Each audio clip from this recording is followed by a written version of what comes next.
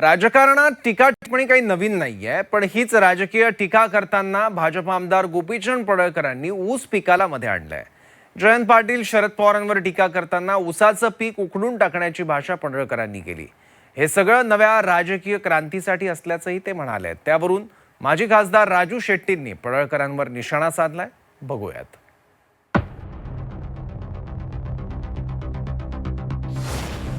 ऊस म्हणजे गुलामगिरीचं पीक.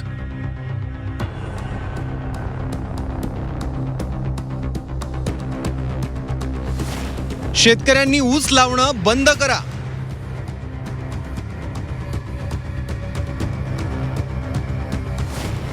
गोपीचंद पडळकरांची अजब हाक.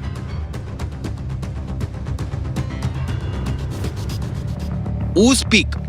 पश्चिम महाराष्ट्र सुजलाम सुफलाम झाला. सहकार क्षेत्र बहरलं. कारखाने उभे राहिले. अनेकांच्या हाताला काम मिळालं.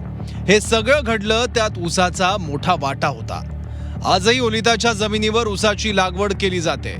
कारण काय तर मुबलक पाणी असलं की ऊसाकडे फार लक्ष द्यावं लागत नाही. हे कॅश क्रॉप असल्यामुळे शेतकऱ्यांनाही परवडतं. पण भाजप आमदार गोपीचंद पडळकर अचानक ऊसाच्या मुळावर उठले आहेत. ऊस हे गुलामगिरीचं पीक असल्यानं ते उखडून टाका असं अजब आवाहन पडळकरांनी केलं. की आता गुलामगिरीचं ऊस हे पीक आपण बंद केलं पाहिजे, तर तुम्ही राजकीय क्रांती करू शकता. हे बाजूला करा. अनेक विषयाचं आपल्याला तुम्हाला जर राजकीय चळवळ करायची असेल तर तुम्हाला गुलामगिरीतून मुक्त व्हावं लागेल.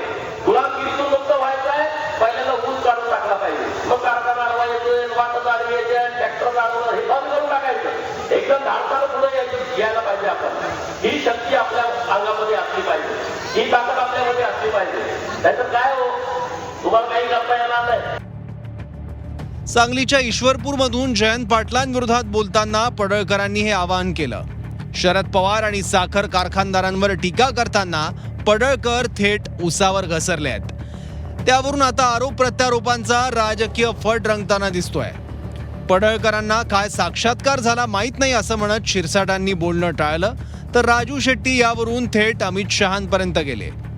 गोपीचंद पडळकरांनी त्यांच्या भाषेमध्ये त्यांना काय साक्षात्कार झाला मला माहित नाही, परंतु याच्यावर मला वाटतं माझ्यासारख्याने बोलणं उचित नाही. ऊस पीक जर गुलामगिरीचं प्रतीक असेल तर सर्वाधिक साखर कारखाने हे सहकारामध्ये आहेत.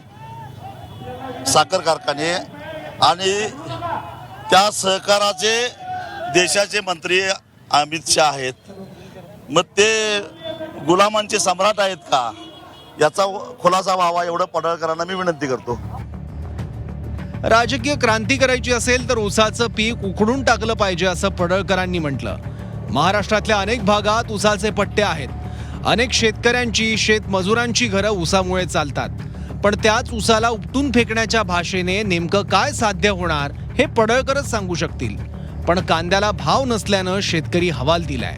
सोयाबीन, कापूस उत्पादक शेतकरी संकटात आहे. या पिकांना नसलेला भाव शेतकऱ्यांना फाशीच्या दोरखंडापर्यंत नेतोय.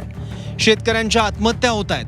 पण आत्महत्या करणाऱ्या शेतकऱ्यांपैकी एकही शेतकरी ऊस उत्पादक नाहीये. मग पडळकर कांदा, सोयाबीन, कापूस उत्पादक शेतकऱ्यांबद्दल, त्यांच्या व्यथांबद्दल चकार शब्द न बोलता शेतकऱ्यांना सधन बनवणाऱ्या ऊसाच्या मुळावर का उठले आहेत हा प्रश्न आता विचारला जातोय.